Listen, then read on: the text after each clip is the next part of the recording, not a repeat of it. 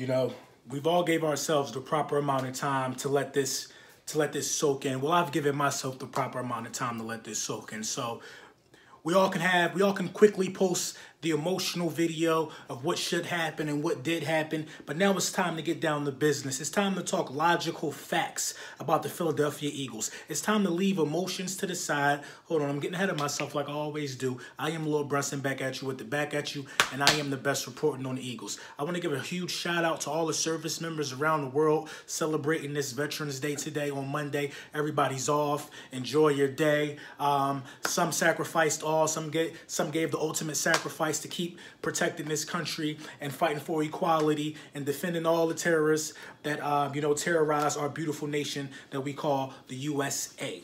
Now, let's get down to business.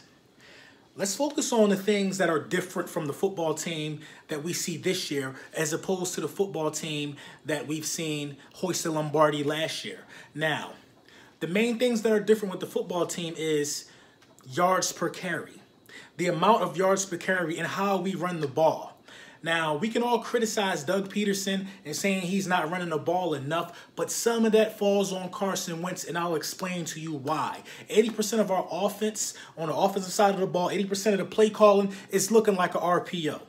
80% of first and second down play calls are looking like RPOs. Now, for all of you guys who don't know what an RPO is a run pass option. So when you get that play call in your helmet, if you're Carson Wentz, you know this is a run pass option. You either stick that ball in that running back's gut, let him do it, or you pull it out because you think you see something else.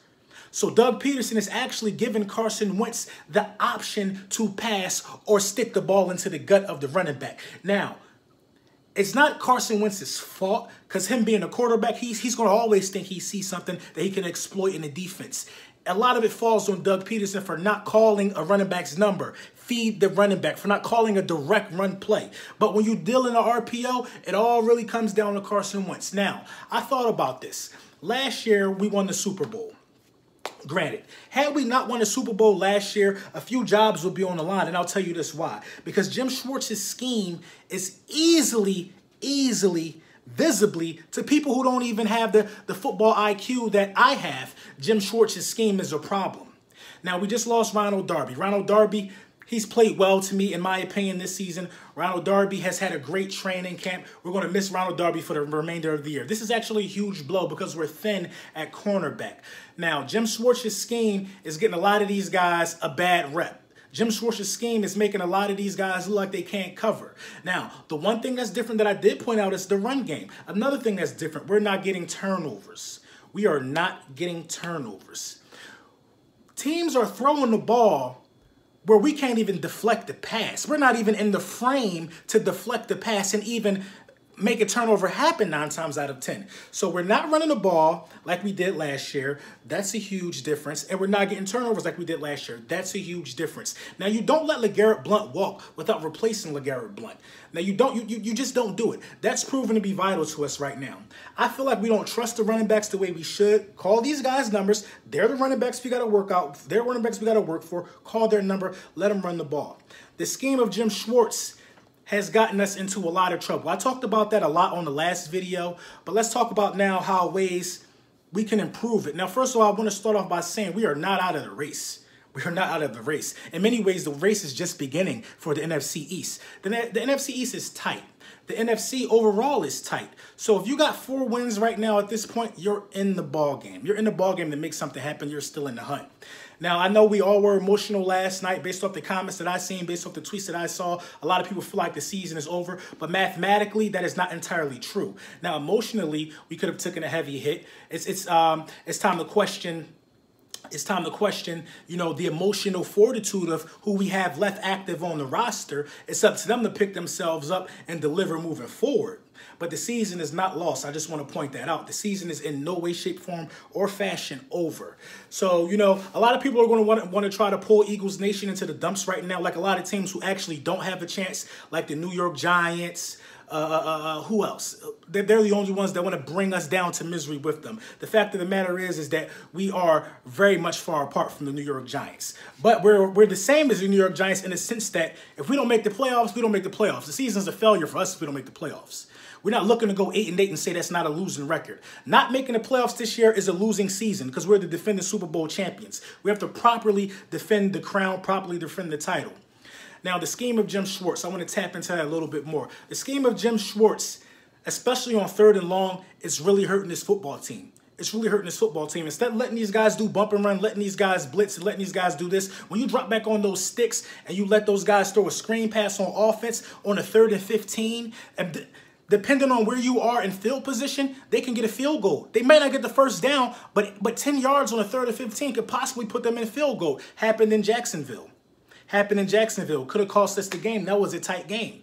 Now, the Dallas Cowboys ran a wide receiver screen while we played that little fancy play the sticks defense. They end up getting the first down out of it. End up scoring points right before the half. That scheme, that mindset, and that way of thinking is hurting this football team because you want to know why? We are not great at tackling in the secondary. We're not a good tackling secondary.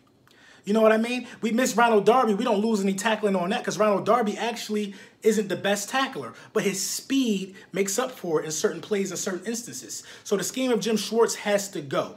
The scheme of Jim Schwartz absolutely has to go. A lot of people are calling for Jim Schwartz to be fired right now after this Cowboys loss, but I'm going to tell you why that most likely won't happen. It won't happen because he can always fall back on we're not healthy. He hasn't had the full arsenal of defensive backs and defensive linemen at his disposal all year. We've been banged up all year. Jim Schwartz has not had 100%. He has not had 100% arsenal. He's not been stocked 100%.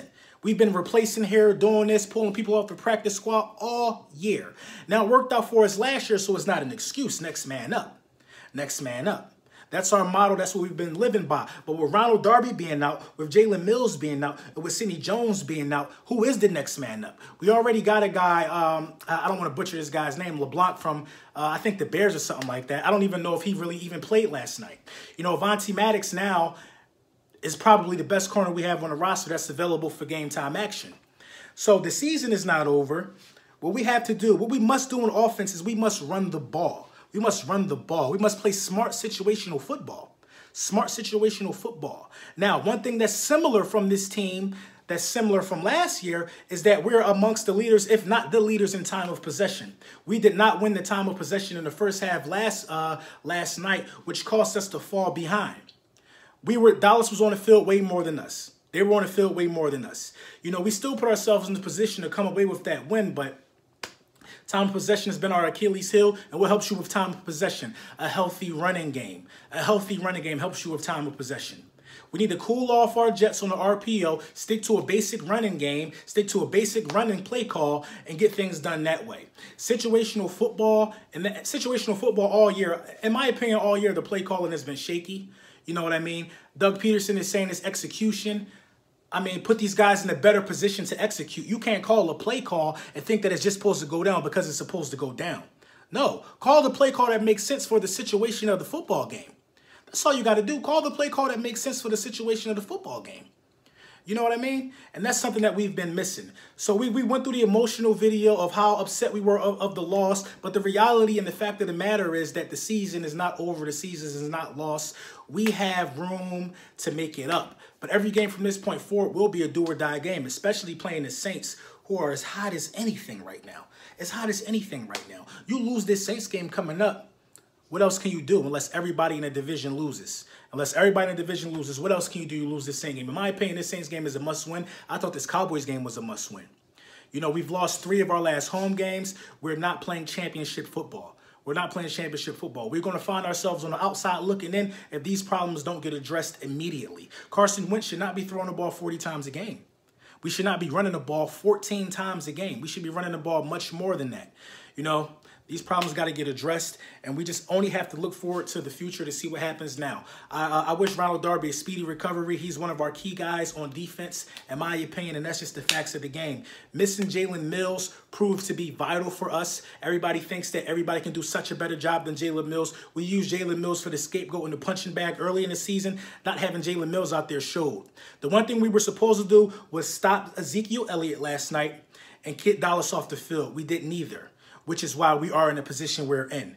We only got to look at ourselves in the mirror. The front office has done an excellent job of, at the trade deadline for the last 2 years, of getting us talent when we needed talent before the trade deadline expired. Now it's up to the players on the field to look in the mirror and have some pride because you are the defending Super Bowl champions. The coaches can't go out there and play for you and give you effort. It got to be on us. Fly Eagles fly. It ain't over till it's over.